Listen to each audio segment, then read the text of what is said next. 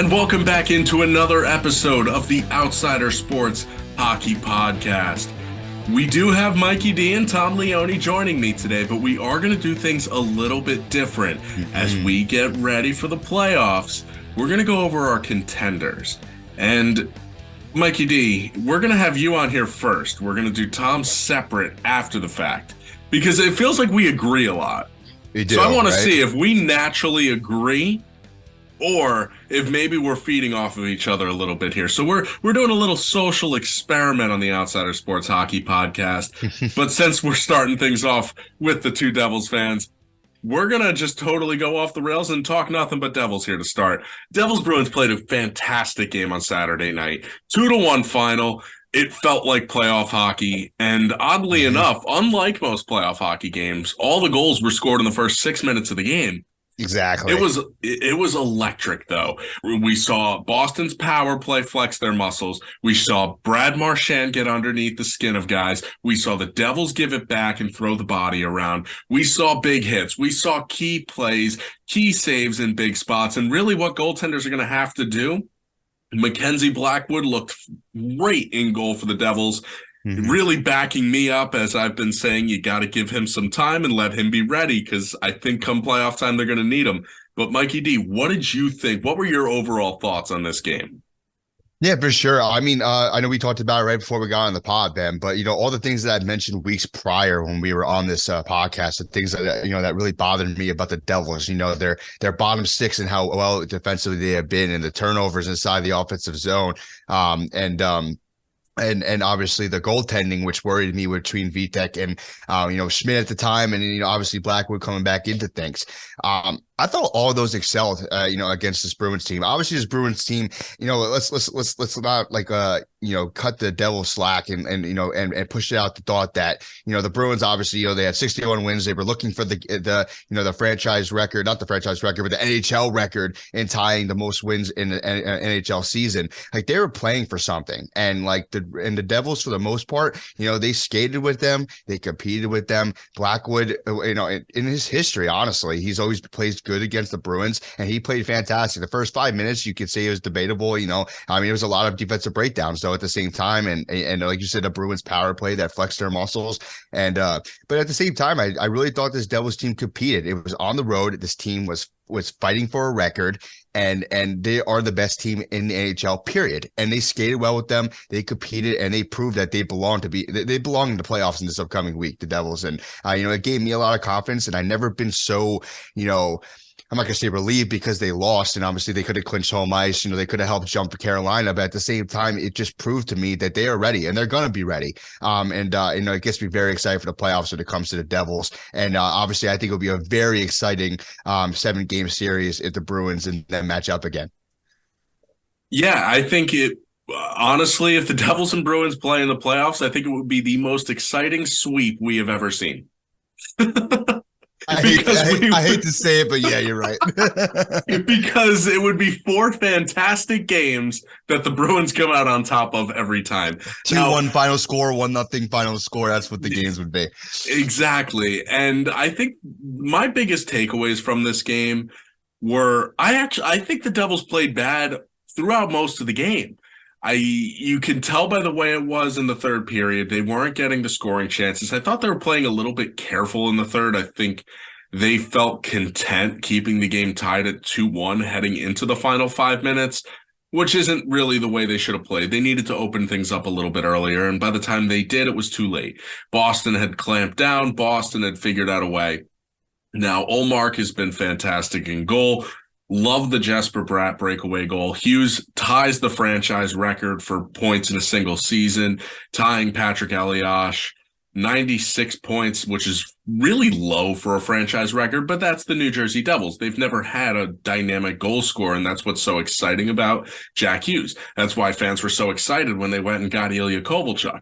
Now, with the Devils, they didn't play great. I think they played far from their best game against Boston. But they were able to keep this a close game, and they were still in it until the final buzzer. This game was still up in the air. The Devils were 100% playing super hard. The effort was there. There's no question about that, and that's what I really liked. because when you see that they can go and play even when they aren't on their best game. They can go and play with everybody as long as the effort is there. And that's what you need come playoff time. This team is geared up. They're ready to go. Home ice would have been nice to lock up. Even the division, I still think, winning the division would be a nice perk. I don't want to have to see the Rangers in the first round if I'm the Devils. But overall, they just did a strong job of keeping themselves in the game. And Mackenzie Blackwood, huge, huge, huge. And I think it's really funny you say that because it's not like I saw any numbers, but it must just be a Devils fan thing because I've also thought to myself, I think the Blackwood always plays the Bruins well.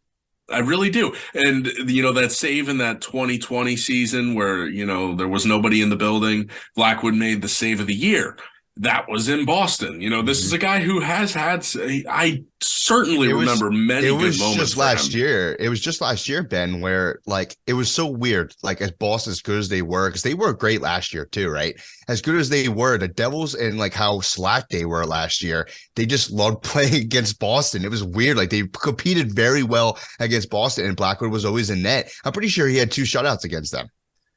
Yeah, I know he has always played them well. I don't know about the 2 shutouts, but he's always played the Bruins well. And the big thing for him as well, this team is building confidence in front of him, knowing that you have 2 goalies that you can go out there and win games with is important. I still don't trust Vitek, even though he has played very, very well lately, especially down the stretch, I think. And Mike, the last thing I want to point out here, we have to applaud you. So just quick clap here for you, Mike, because what I do. No, if we had recorded this episode 8 weeks ago, let's just go back 8 weeks. Okay. Do you know what I think your number 1 takeaway from this game would have been? Honestly, no, I do not know. Jesus fucking Christ. Pavel fucking Zacha scores 2 goals and we lose. Are you fucking kidding me? Honestly, the fact that I didn't even mention that you didn't even mention him. That shows your growth as a fan. You're looking at the positives. I'm rubbing off on you, Mike. We're turning the corner here. We're getting some positivity because you're right. Honestly, you could have said 4 weeks ago I would have brought that up and used that as a fact that I think the Devils are a bad team or something like that. So you're right. That's crazy. I can't believe that. That Pavel Zacha in the first 5 minutes of the game, especially, was the only reason why the Devils ended up losing that game. It's crazy. Well, and how about the 2 goals? One of them is it was a nice shot from Lindholm at the point, but Zacha just happens to get a piece of it. Mm-hmm. And the second goal, that was a bad goal for Blackwood. He's usually his positioning is his strength, and he was way out of position, way off. Yeah, no idea what he was doing there. So I mean, the first goal, not Blackwood's fault, and I wouldn't say a ton of skill from Zacha. It was good positioning, and I mean, I always say I'd rather be lucky than good, and he was in the right spot at the right time. But the other goal, it wasn't a ton of skill from Zacha, but just putting the puck towards the net, and that's just, I guess, what we come to expect from guys like that. Still, though, really impressed with the fact that New Jersey went down the way they did. I actually said after giving up the second goal that they needed to call their timeout and settle things down. They didn't need to because he sent out Jesper Bratt and Jack Hughes, and the 2 of them went and immediately got an answer. Exactly. Beautiful setup there. Now, while we are on the East, let's talk about some contenders as we head into the playoffs. We're going to take 3 contenders from each conference that we think. Now, Mike, you and I talked before, so we know that you and I agree here. Not that there's a lot of differences in the conference in terms of contenders out East. I think it's been very clear on the pod who we think are going to be the contenders. But for the Eastern Conference, Boston and New Jersey, to me, it feels like right now they are the 2 best teams. But if you had to throw in a third, perhaps a dark horse, it has to be the talented Broadway Blue Shirts with bringing in Patrick Kane and Vladimir Tarasenko already to one of the better teams in the league with one of the best goalies in the league in Igor Shesterkin. Mikey D, take us through these 3 contenders and what makes them contenders and why they can go play for a Stanley Cup this year. Yeah, so we said it was going to be Boston, New Jersey, and obviously the New York Rangers, and all three are justified to be contenders. All year that we've been seeing it too. The pickups that they've had and the consistency for that matter as well. So with Boston, it's pretty self-explanatory. This is the best team that we've honestly ever seen in the regular season. I know President's Trophy curse is a real thing, but I don't know. There's something different about this Bruins team this year where like it makes me think like, that don't matter. Like they had the coaching, they had the veteran talent.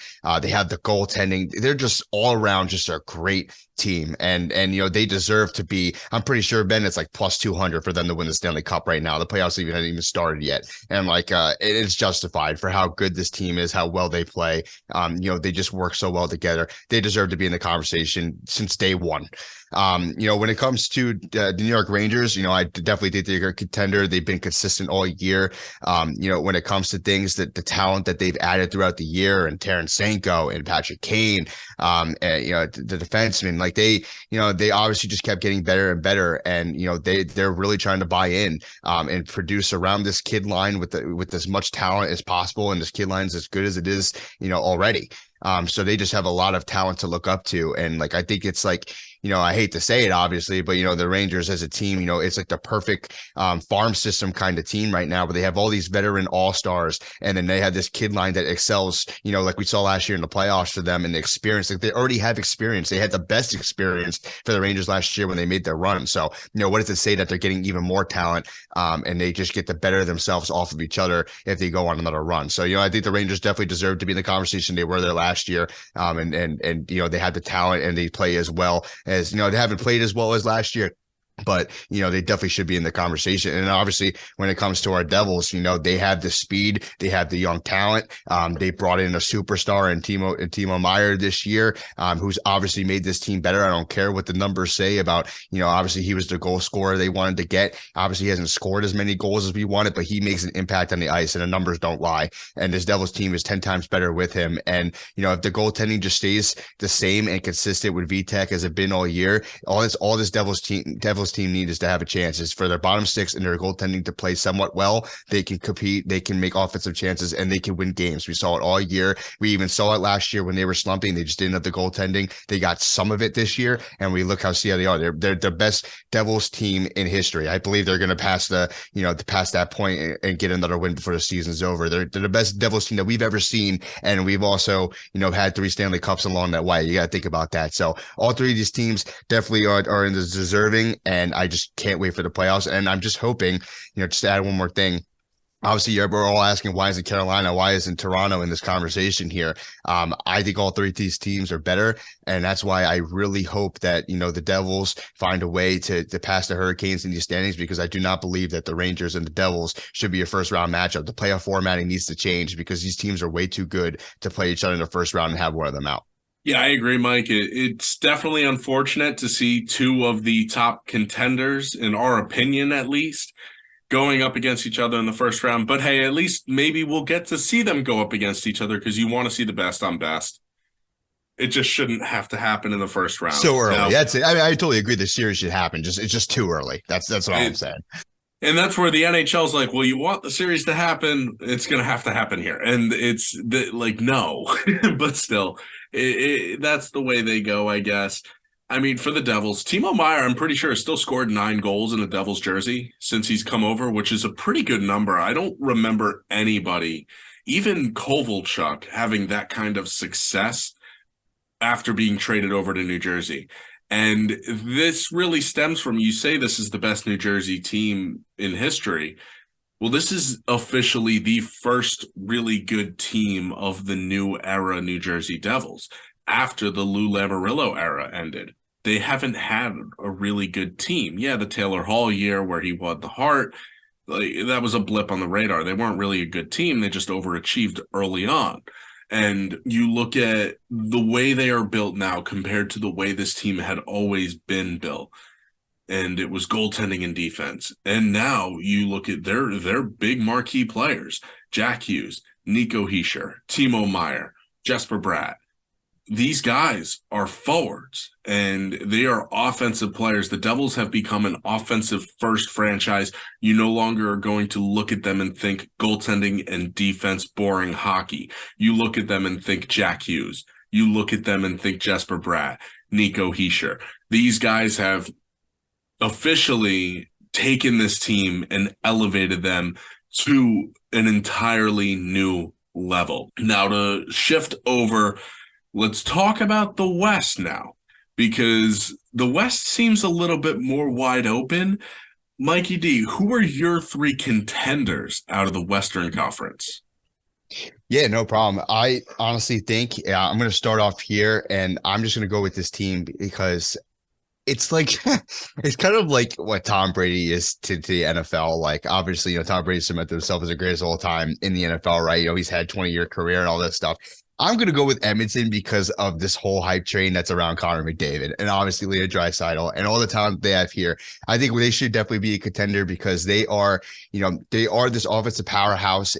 Every year we get to see it. They just haven't had to take that step in the playoffs. But I think, with the additions that they got defensively, all the stars that are producing around them, like Nugent Hopkins was a 100-point player this year. That means other people are contributing. It's not just McDavid. It's not just Draisaitl. Like they can compete. They are a great team, and they just proved it this last stretch in this at the end of the season. So I'm going with Edmonton as one contender here, and then I'm also going to go with I really like Vegas. I think the Golden Knights are they're really up there as well. Very competitive franchise. Since they ever were created just a few years ago, they've always found a way to compete. They've even made the Stanley Cup Finals already. I think they have some experience and they have that veteran status as well. And then for my last one, and I told you I was going to bring it up. I'm going to go with my third one. I'm going to go with Colorado because obviously you got to respect the champs. I think they'll be back. I think they found their stretch and they're getting healthy. They're playing on the level that they were last year. Finally, at this last stretch of the season. So I got to go with Colorado. You got to respect the champs. They're looking to go back to back. So I got to go with them as my third contender. But I was telling you before we got on the pod that there was one team that really catches my eye if they make it, and that's crazy because we have to see what happens and plays out in these last final games if they make it. But it's Calgary. It's this team that had all the talent, so many high expectations this year, and they just kind of fell flat. But they're another team at the end of the stretch here, but I think that they're really starting to find their rhythm. And I feel like they remind me of the 2012, Kings that ended up being our Devils, Ben. I feel like if they get in somehow, they'll find a way to make a run. And I really believe that with the talent they have, and they just really needed all the possible time they could get to find that within them and that team and play as best as they can be. Because if they, hit the playoffs and they find a way to win a series, I think they can just, with the way and obviously the West is totally different from the East competitively wise. So I think if they just find a way to pull out the first series, I think they can honestly go on a run. So I'm going to go, I know I gave you four, but those are my top three and my sleeper. Yeah, I mean, and it's funny you bring up Calgary and you make the Kings reference. Mikey D, do you realize that they have the same coach? It's Daryl Sutter. Yeah, it's crazy. That's what I'm saying. Don't count that guy out, man. Don't count him out. You're drawing these connections, and you've got the biggest one right there as well. So it's certainly not just a shot in the dark there. I think that's a great point. I do agree with you though on the three contenders. I don't necessarily think of Calgary as highly. I think they really kind of dug their own grave early on in the season with their struggles and their inconsistencies. But Vegas has been unbelievable. Jonathan Quick has been just good enough. If Thompson is able to come back, that's even better. The defending champs in Colorado, 100%, they have continued to rise up the standings and make up the ground that they gave up in the middle of the season with all the injuries that they've had and still have. Nathan McKinnon and Cale Makar, though, are proving that they will carry a team. You have Mikko Rantanen, who is just an unbelievable talent. And again, once they get healthy, if they can get healthy for the playoffs and in the playoffs on a run, this is a dangerous club. But I agree. I think this might be the year of McDavid. We talked about it on last week's show. And, just the year he's having, the season he's having. And think about it. It took Crosby a few years before finally getting to and winning the cup. Well, what if this is when it is all officially clicked for McDavid? You got to realize he's been so good since his rookie year that you just think he's not going to get better. but he does. And they continue to grow as a player, and the intangibles off the ice grow as well. And what if that's finally reaching that point for McDavid? What if he is finally hitting that point where he is going to get over the hump and become a true dynamic playoff performer that no matter what, like Crosby, can will his team to a deep playoff run and eventually to a few, not just one, a few Stanley Cup championships? Because I think that's what McDavid has in him. That's obviously what the goal is. And I think for Edmonton, it's certainly something they're capable of. Couldn't agree more with those points, Ben. It just, I know we had this, the way we split this up today and, the show in general, when it comes to having different opinions, I'm just like, I can't wait to hear it and listen to Tom say basically the same stuff you are. We all think the same, man. It's going to be funny. And it's funny that we find a way to disagree the amount that we do with the amount that we actually agree. But Mikey D, appreciate you coming on. That's going to do it for your part here. So we will catch you again next week, and we're going to bring Tom in a second. Yes, sir. Sounds good, man. Excited for the playoffs. Let's get it rolling.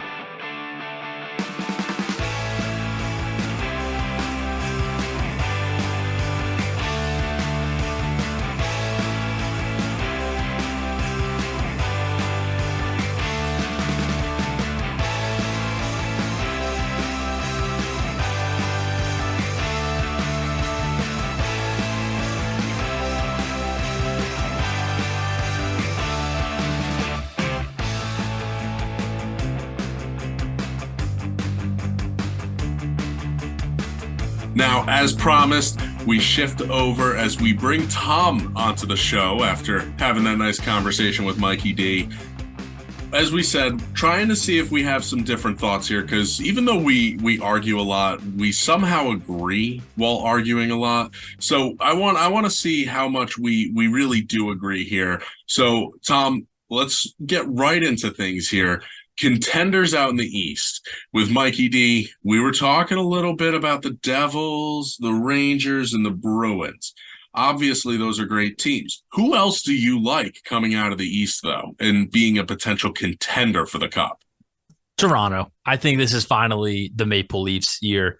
They everything that has plagued them over, especially in the first round, the last couple of years, is kind of a little better, right? They have a little bit better consistent goaltending. You could say consistent and better in the same term with them. I'm not going to say they have great goaltending. That's what would really make people believe in Toronto. Oh my God, they got great goaltending. No, they got consistent goaltending, and it's better than years past. And also, I think what works in their favor, sometimes it's not about who you are as a team and what you've gone through in the past, because the past is the past for a reason. It's the team you're playing, and they're playing a familiar opponent, which, let's be real, are so streaky, and that's going to just trickle into the playoff series, the Tampa Bay Lightning. I think a playoff series kind of is like a mini season, so teams kind of mask who they are in a long season. You kind of forget where teams have lulls and go on losing streaks, but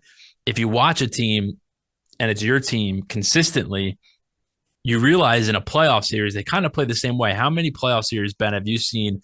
Like Carolina is a great example last year. They struggled on the road, right? They struggled on the road in the playoffs. And people forget how important these matchups play come playoff time. When you're seeing each other day in and day out, you are figuring out what works and what doesn't work in series. That's why, you'll see things kind of shift. It'll start out with things being wide open and goals being scored. All of a sudden it tightens up.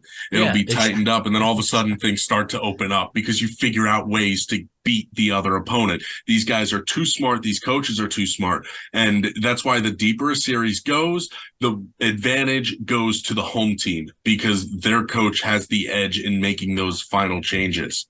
Yeah, it's so true. And I think Toronto will finally get over the Tampa Bay hump, because Tampa Bay, to me, isn't consistent enough, and you're going to see that in their 7-game series. They might look like the better team one game, and then they're going to look like, oh my God, the team that's gotten to the Cup the last 3 years and have won, 2 times. Like, that's what you're going to see in this Toronto Tampa Bay series. I think Toronto, they'll finally can just overpower them. All 4 of their lines, they roll them out. They're dominant. Their defense, they're able to lock games down now, which I think Toronto, I think they're capable of doing it. They have great special teams. Marner's a beast on the penalty kill. He's probably going to score a couple shorties against Tampa Bay, who has a really aggressive power play.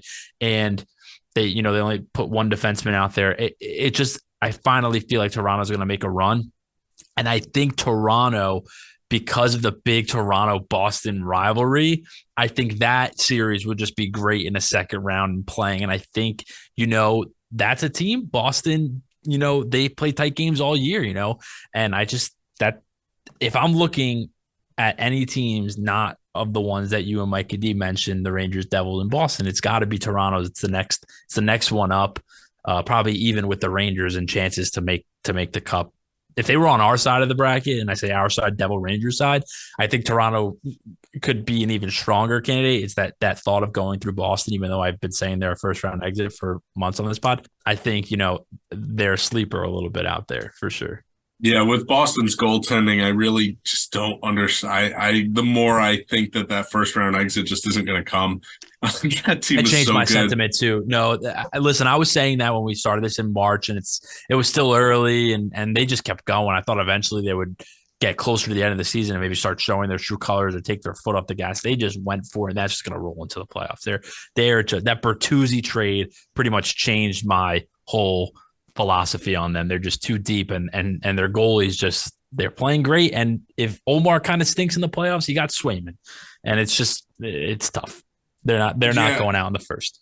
No shot. Yeah, but I'll tell you what, Florida took care of business, and right now they're in. They're not necessarily locked into that top wild card spot, depending on what happens in tonight's games. So we release this episode on Thursday. But, I do want to circle back to Toronto because there are a few things to say, because really this is the weakest version of the Tampa Bay Lightning over the last 4 seasons. The past 3, they made it to the Stanley Cup. But this team, it's still really good. But they're not the same Tampa Bay team that we have seen in years past.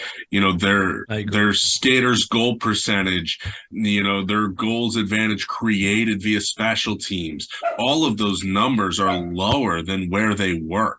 So, it's not even just the eye test, but it's not even just the eye test. Like all of those underlying stats are saying that this team just is not the same. And it's clear. You see it on paper, on the ice. You see it in the stat sheet. They're good. They're not great.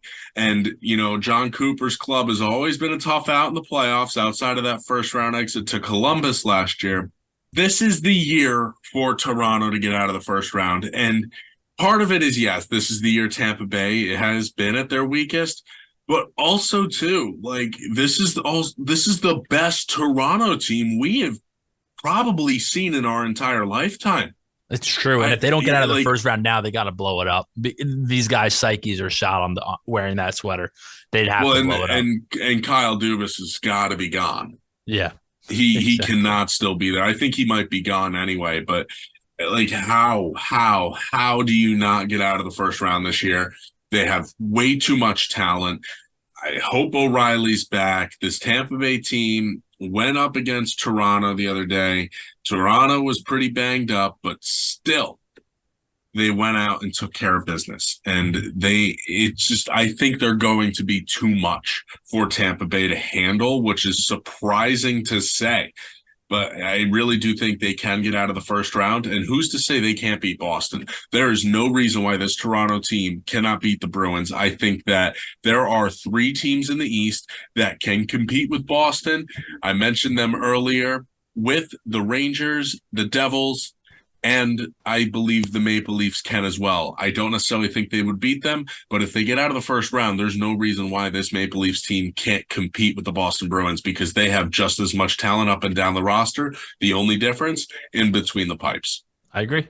Now, I do want to ask, though, Tom, is there another team in the East that maybe you're thinking about as not necessarily a big-time contender, but a sleeper, perhaps? This is going to sound contradictory based on our other pods, but this thought has dawned on me over the last couple of days. Carolina, if they win the division, they have to be considered a sleeper because they have no expectations. Everybody thinks that the team that's going to come out of the Metro side is going to be one of the Devils or the Rangers. Whoever wins the Devils-Rangers series, if it happens, is probably going to end up in the Eastern Conference Final. If the Devils end up winning the division, it's projected a second-round matchup between those two teams, which naturally you get to the Eastern Conference Final. But this, compared to the last couple of years with Carolina, where they've had earlier exits, is a year that they don't have any expectations. They lost Pacioretty. They lost Svechnikov. They've been very lackluster over the last couple of weeks. Their goaltending's been subpar. They can't win on the road. We're seeing it again. We're seeing as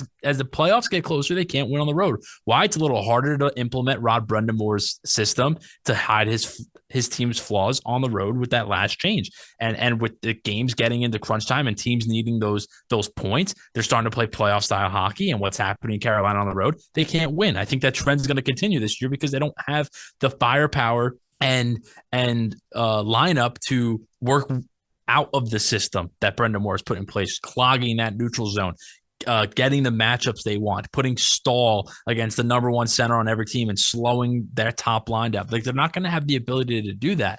And still, I sit here and say, if they win the division Thursday night, if they win their game on Thursday and are Metropolitan Division champions, I think they can squeeze away from Florida. Probably going to be Florida. And then I think the Rangers and Devils are going to beat each other up. And that second round series is going to be tough for either team. And their potential opponent would be Carolina. And can Carolina win a 7-game series against a team that just played another freaking gauntlet of a 7-game series? Most likely. Yeah. So that's why I think they're a sleeper. If things fall their way, which sleepers need, Carolina can get to the Eastern Conference Final. And I don't think they stand a chance against anybody in the Atlantic, but on the Atlantic side, Tampa Bay, Toronto, and Boston included. But to me, they're the sleeper. It is tough to say and weird to look at the number one seed out in the Metro potentially being a sleeper, but that's exactly what they are. With all their injuries, they are underdogs, and they may not be underdogs. They became a sleeper over the last 2 months because the beginning of the year, they were one of the best teams in hockey, probably the second best team in hockey. Well, yeah, we were just looking up records since the All-Star break. Carolina's towards the middle to bottom of the league. They haven't been great. They've been playing .500 hockey. And since the trade deadline, it's even worse because that's right around the Svechnikov injury. So they've had their issues, and they've turned into a sleeper team perhaps. Because, yeah, they're capable of getting past Florida, and I think they may even still go into that series favored against Florida because Florida's goaltending isn't great. I mean, Alex Lyon, I believe, is the guy who's gone and saved their season. Lyon's a guy who I got to see a little bit while he was playing with Charlotte last year. Him and Spencer Knight were sharing the load there. Lyon was one of the best in the league and one of the reasons why the Charlotte Checkers were one of the best teams in the American Hockey League last year. So definitely a surprise, but a very interesting surprise. We've seen Phoenix Copley out in Los Angeles look great this year. He played in Hershey last year. Now Lyon, who was playing in Charlotte last year. These American Hockey League goalies are starting to show out in the National Hockey League, which is exciting. But to get back on track, with Carolina being a sleeper team, I think they'll be favored against Florida still, but they certainly wouldn't be favored against the Devils or the Rangers with all the injuries that they have had.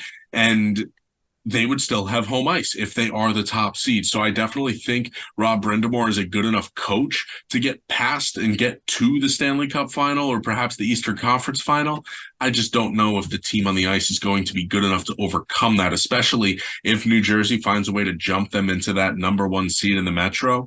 I don't think that really there is any team that is in the playoffs that New Jersey matches up well with outside of the Rangers, believe it or not. But with this, getting that home ice, winning the Metro, that's a big deal. And if the Devils can beat Florida and then perhaps play Carolina in the second round, if Carolina gets through the Rangers, that is a big difference, having home ice rather than having to go into Carolina 4 times.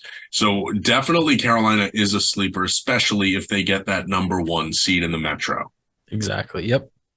So let's head out west. Talk about some of the contenders out in the Western Conference. Mikey D and I were talking about Edmonton, Vegas, and the Colorado Avalanche. Is there another team that you think belongs in the mix here?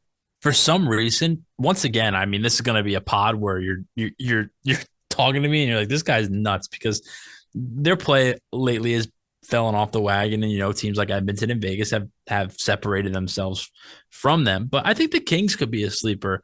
I like their game. I like their top six. I like the way that they can kind of play multiple styles of hockey. Their big question mark is their D, and they're in between the pipes. But that's a lot of teams question marks in today's NHL. There's not a lot of teams that are going to go into the playoffs, and these playoffs specifically, with a goalie that game in and game out is going to give you the same performance or even be able to take you and elevate your team to other rounds. There's probably 4 or 5 that we can name off the top of our head that's the case. And the other teams, they're categorized as sleepers. They're categorized as they need this to happen and that to happen because they have the ability to play really good hockey. That's why they make the playoffs.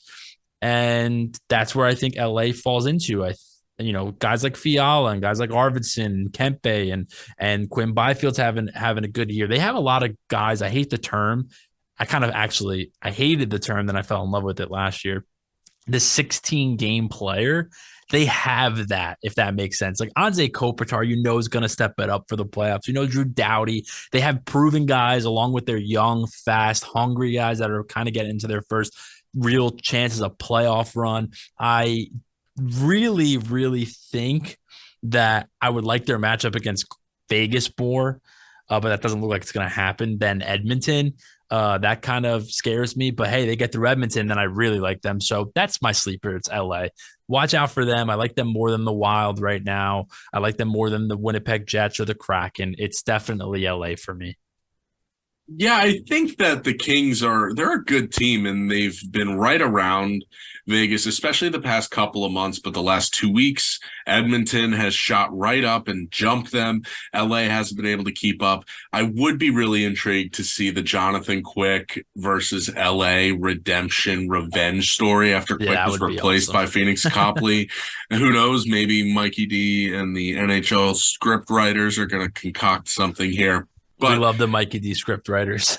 yes. But let's start to wrap things up here on the show and go through and get into our power rankings. So once again, Boston unanimous at number 1. Carolina received 3 of the 4 second place votes. I gave that second place vote to the New Jersey Devils, who come in at 3rd. It's the Toronto Maple Leafs in 4th. The Vegas Golden Knights tied with Toronto in 4th. The New York Rangers and Edmonton Oilers tied for 6th in our rankings. The Avalanche dropped down to 8th. The Tampa Bay Lightning in 9th. And the Minnesota Wild in 10th. The Wild's remaining schedule is certainly more favorable than the Avalanche's heading into this final stretch run. Colorado sits 1 point ahead of the Stars right now for first place. 2 games to play still at the time of recording this. The Wild, they're not going to really have too much. They're done. They're not going to win the division with just 1 game to play and 3 points back at Colorado. I know that the Avalanche were able to pick up a point, still ahead of Dallas, but what exactly does this Colorado team have to do, Tom, in order to secure that first place spot before we really dive into the power ranks? Because I want to hear your opinion on this. Crazy. Again, I've been using that word, but I'm not as high on the Avalanche as you have been, and even have Mikey D. I was going to say, I've really been the one on the pod who's been on the defending champs. Exactly. And hockey, surprisingly, typically the defending champs, when they get into the playoffs, they typically win a round or two because they just have that pedigree. The lights are shining.